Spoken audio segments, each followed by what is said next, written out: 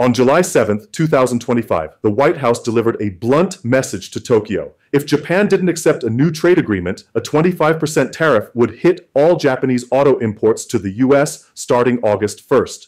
No negotiations, no exemptions, just a deadline and a threat. Within days, Japan's largest automakers, Honda, Toyota, Nissan, began quietly freezing US operations. Assembly lines halted, expansion plans evaporated, shipments were rerouted. The American auto market, already fragile, now teetered on the edge of collapse. This wasn't just a trade dispute, it was a shockwave reverberating through supply chains, state economies, and American jobs, from Kentucky to Ontario to Osaka. So now the question is painfully clear: what happens when the cars stop coming and the factories go dark? For over 4 decades, Japanese automakers were not just welcome in the United States, they were essential. Toyota, Honda, Nissan, Subaru, and Mazda didn't just ship cars to America, they built them there. From sprawling plants in Kentucky and Alabama to advanced R&D centers in Ohio and Indiana, Japanese investment became a cornerstone of the American manufacturing renaissance in the late 20th century. The model worked. Japan provided engineering and capital, the US provided labor, land, and market access. By 2024, nearly half of all vehicles sold in America came from Japanese brands, many of them made by American workers on American soil. The alliance produced over 840,000 US jobs and pumped nearly $30 billion into local and federal tax systems annually. But signs of strain began to appear during Trump's first presidency. Tariffs on steel and aluminum in 2018 pinched supply chains. Executive tweets criticizing Toyota's disloyalty rattled boardrooms in Tokyo, and the pandemic further underscored just how vulnerable even the most integrated global operations could be. Still, most believed those were temporary disruptions. In fact, by 2023, Japanese automakers had recommitted to US production, planning new EV facilities in North Carolina and expanding logistics in Texas. Then came the July 2025 tariff threat. Unlike past disputes handled behind closed doors, this was a public ultimatum: sign a deal or face punishment. For Tokyo, it wasn't just aggressive, it was humiliating. For Japanese automakers, it wasn't just business, it was betrayal. The alliance that once symbolized mutual trust now seemed transactional and increasingly volatile. And that shift would mark the beginning of one of the most dramatic withdrawals in modern trade history. The American gamble. Tariffs in the driver's seat. The official memo from the Office of the United States Trade Representative landed in Tokyo on July 7, 2025. It outlined a 25% across-the-board tariff on Japanese imports, primarily targeting automobiles and auto parts, set to take effect August 1st. The directive came with a stark ultimatum: agree to a revised bilateral trade deal or face immediate penalties. For the White House, the move was about leverage. President Trump had framed it as a matter of economic justice for American workers, arguing that Japan had long undercut US automakers through favorable domestic subsidies and unfair trade practices. They build in Japan, we buy in America. That stops now, Trump proclaimed at a rally in Michigan. In private, the calculus was more political. Michigan, Ohio, and Pennsylvania, key swing states, had been battered by decades of auto industry offshoring. The new tariff policy was intended to galvanize domestic sentiment, boost struggling US brands like GM and Ford, and send a message that foreign automakers could no longer rely on American market access without conditions. But in practice, it was a risky bet. Japanese automakers had long localized production within the US precisely to avoid such trade vulnerabilities. Honda's plant in Marysville, Ohio, Toyota's complex in Georgetown, Kentucky, and Nissan's factory in Smyrna, Tennessee, were not offshore proxies. They were deeply rooted, employing tens of thousands of American workers and sourcing parts from local suppliers. Now, those investments were being reassessed. Within days of the announcement, executives from Honda and Toyota held emergency board meetings in Tokyo. The consensus: The new U.S. trade environment was no longer predictable. Expansion plans were frozen. New model rollouts were postponed. Shipments of parts and finished vehicles to the U.S. were diverted to other markets. Some contracts with American suppliers were quietly canceled. Financial models were rerun. Hinrich Foundation estimated Toyota could lose $1.23 billion in profits during April-May alone, while Honda stood to lose as much as $4.42 billion, over 70% of projected earnings for fiscal 2026. This wasn't just a pinch, it was a hemorrhage. Rather than absorb the loss, Japanese firms began rerouting investment. Vietnam, Thailand, and Indonesia, already hubs for low-cost auto assembly, offered a compelling alternative. The RCEP trade agreement gave Japan tariff-free access across Southeast Asia, and regional demand was booming. In one stroke, a U.S. trade maneuver intended to punish foreign producers ended up incentivizing their departure and threatening the very American jobs it was supposed to protect. Japan's retreat, strategic, silent, and swift. Japan didn't scream. It shifted. In the days following the tariff threat, Japanese leaders resisted the urge for public confrontation. Instead, they spoke through action. Prime Minister Fumio Kishida held a brief press conference calling the move deeply regrettable, but stopped short of retaliatory threats. Japanese media, however, did not hold back. Editorials in Asahi Shimbun and Nikkei accused the U.S. of undermining decades of alliance building. Analysts called it a betrayal, an economic slap in the face from a nation that Japan had supported through military alignment, chip exports, and even EV battery supply deals. Behind the scenes, Japan's Ministry of Economy, Trade, and Industry worked quickly. Within 10 days, they finalized new incentive packages for Japanese automakers to expand production in Southeast Asia. The Japan External Trade Organization, JETRO, reported a 34% surge in Japanese FDI into ASEAN for Q1 2025, a number that was expected to double by year's end. Toyota quietly increased hiring at its Vietnamese and Indonesian facilities. Honda announced a new research hub in Thailand. Nissan began talks with the Philippines about expanding electric vehicle capacity. The message was clear. If Washington wanted to play hardball, Japan would simply build elsewhere. At the same time, Japanese automakers began dialing back their U.S. presence, not with loud plant closures, but with strategic contractions. Weekend shifts in U.S. factories were canceled. Temporary worker contracts weren't renewed. Supplier orders were scaled down. Plans for a new $3 billion battery plant in North Carolina were deferred indefinitely.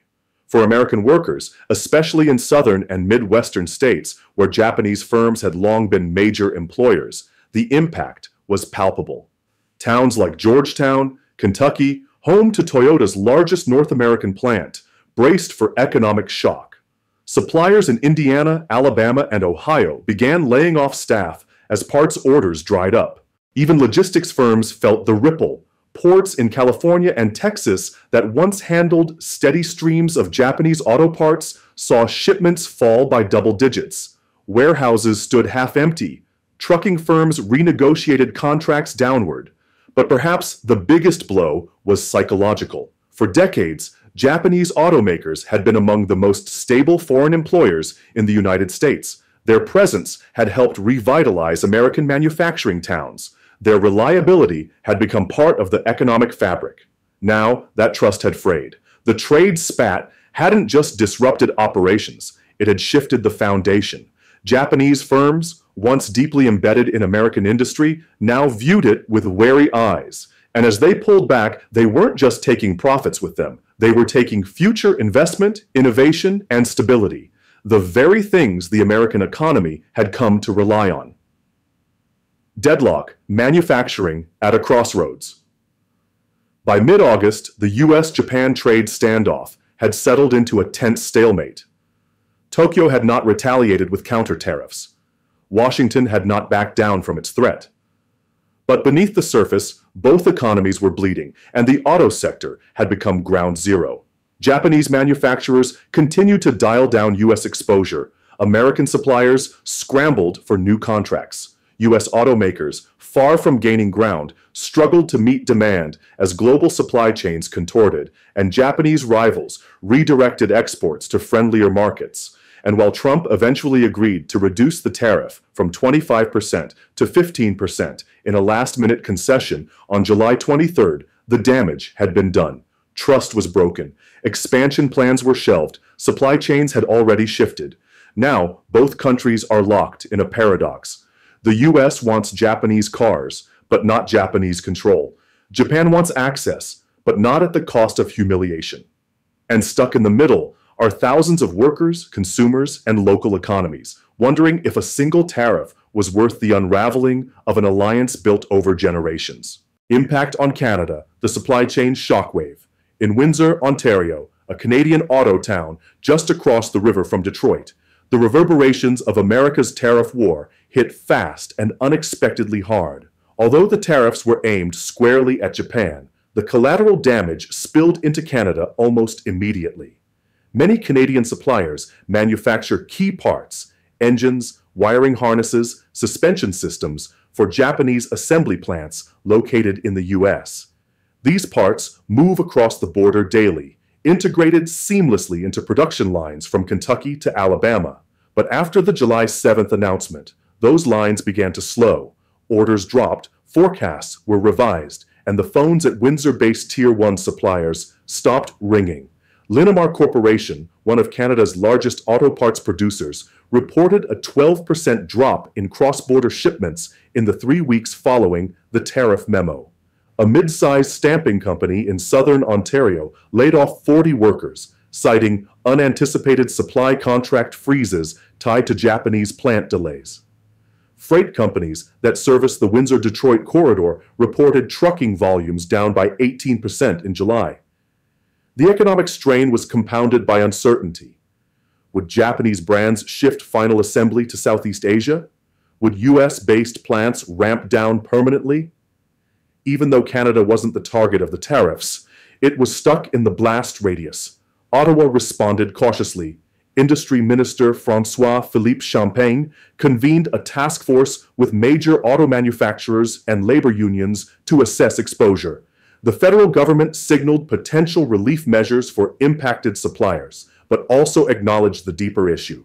Canada's fate, once again, was being shaped by trade decisions made in Washington and Tokyo.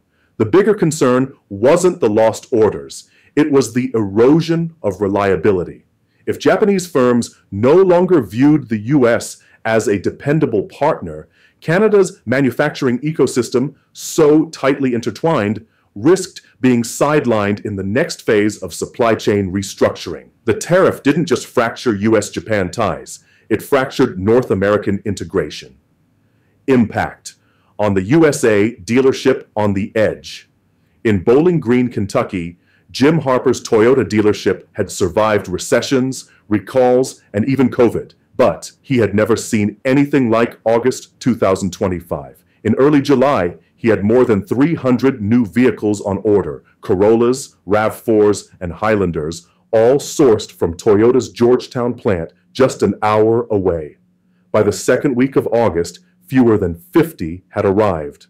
The rest had been reprioritized or paused indefinitely. With foot traffic drying up and no clarity from Toyota North America, Jim began canceling ad buys and laying off staff. His service department kept him afloat for now, but customers were nervous. One family who had pre-ordered a hybrid SUV was told it would now arrive in early 2026, maybe. And Bowling Green wasn't alone. Across the Midwest and South, dealerships tied to Japanese brands were scrambling to manage shrinking inventory. Honda dealerships in Ohio slashed weekend hours. Nissan outlets in Tennessee cut bonuses and offered deep discounts on used vehicles just to stay solvent.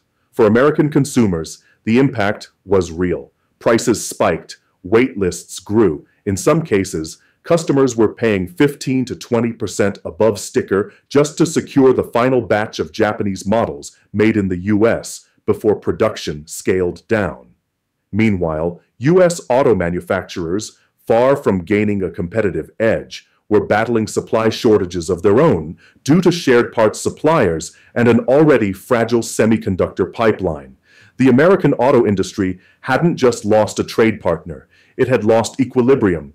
Dealerships like Jim's weren't just suffering from a lack of cars, they were suffering from a lack of answers. A decades-long system built on predictability and partnership had collapsed in less than a month. And now, even the people selling cars couldn't tell when or if the next shipment would arrive. The trade war that began with a single tariff threat has now fractured supply chains, shaken alliances, and pushed both the US and Canada into economic uncertainty. What started as a push for domestic revival has become a region-wide reckoning, with Japanese automakers pulling back, local jobs evaporating, and trust between longtime partners eroding by the day. Canada watches as its manufacturing backbone trembles. The US stares down a shrinking auto market it thought it could dominate. Neither nation expected this fallout. Neither appears ready with a long-term plan. And yet, the most pressing question remains unanswered. In the race to shape the future, will North America win together or lose everything trying to go it alone? Are you American or Canadian? Share your story and your perspective in the comments below.